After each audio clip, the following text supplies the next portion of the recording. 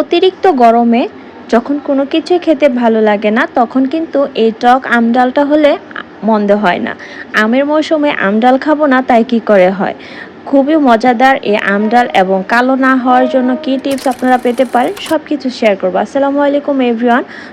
তো এখানে আম ডাল রান্না করার জন্য 1 কাপের মতো ডাল নিয়ে নিয়েছি। নেওয়ার পরে এখন এটা ভালো করে ধুয়ে আমি প্রায় 10-15 মিনিটের মতো ভিজিয়ে রেখে দিব। তারপর পরিমাণ মতো পানি দিয়ে এটাকে টমেটো দিব, তারপর পেঁয়াজ কুচি দিব, লবণ দিব পরিমাণ মতো, তারপর দিয়ে দিচ্ছি রসুন পেস্ট। এগুলো দিয়ে জাস্ট ডালটাকে আমি সিদ্ধ করব।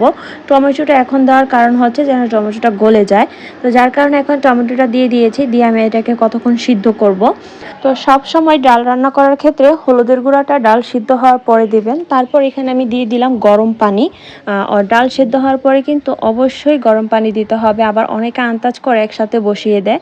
তো এইদিকে ডালের পানিটা বলক আসতে আসতে আমি পেঁয়াজ এবং রসুনের একটা বাগার রেডি করে নিয়েছি। আর ওইদিকে আমি একটু কাঁচামরিচ দিয়ে দিব। ডাল রান্নাটা আমি শুকনো মরিচ ব্যবহার করছি না। আপনারা চাইলে বা এই যে আমি পেঁয়াজ আর রসুনটা ভেজে নিচ্ছি, এখানে শুকনো মরিচ দিয়ে দিতে পারেন, যেহেতু আমার ঘরে বাচ্চারা খাবে, যার কারণে আমি শুকনো মরিচটা স্কিপ করছি। তো এখন আমি এই তো লাল লাল হয়ে গিয়েছে, এখন আমি বাগারটা দিয়ে দিলাম। আর বাগার দিয়ে কিন্তু বেশিক্ষণ রান্না করা যাবে না, জাস্ট একটা বলক উঠাবেন। আর এখন আমি এখানে আম দিয়ে দিব। আম ফালি করে কেটে নিয়েছি। তো আমটা সবসময় আপনারা লাস্টে ব্যবহার করবেন। যখন নামিয়ে ফেলবেন তার 2 মিনিট আগে আপনারা আমটা দিবেন, এতে করে ডালের কালারটাও সুন্দর থাকবে এবং আমগুলো আস্ত থাকবে, এবং খেতেও কিন্তু অনেক মজা লাগবে। কারণ আমরা যদি আম প্রথম দিকে দিয়ে দিই, আম গলেও যাবে এবং ডালের কালারটা একদম কালো হয়ে যাবে, দেখতে খুবই বাজে লাগবে।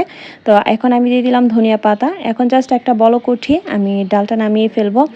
তো আমাদের আমগুলা কিন্তু খুবই পরিমাণে টক ছিল, যার কারণে আমি একটু টকই চেয়েছিলাম যে রান্না করব, অনেকগুলো আমের ফালি দিয়েছি। তো আপনারা চাইলে কিন্তু আম যদি আরেকটু গলানোর চেষ্টা করেন, তাহলে কিন্তু আগে দিলে ডালটা কালো হয়ে যাবে। আর হ্যাঁ, অবশ্যই আমি ডাল ঘোটার জায়গাটা স্কিপ করে ফেলেছি। আপনারা চাইলে কিন্তু ডালটা এভাবে ঘুটে নিতে পারেন। আমার কিন্তু আম ডাল রান্না করা হয়ে গিয়েছে। আমার ডাল কিন্তু একটুও কালো হয়নি, আপনাদেরকে আমি সার্ভ করে দেখাচ্ছি। তো ডালের কালারটা এখন যেরকম দেখতে পাচ্ছেন, একদম রান্না অবধি খাওয়া অবধি কিন্তু এরকমই ছিল। কারণ ডালের এভাবে যদি আপনারা আম ডাল রান্না করেন, আশা করছি নিরাশ হবেন না, ডালের কালার খুবই ভালো থাকবে। আজ এ পর্যন্তই। আল্লাহ হাফেজ।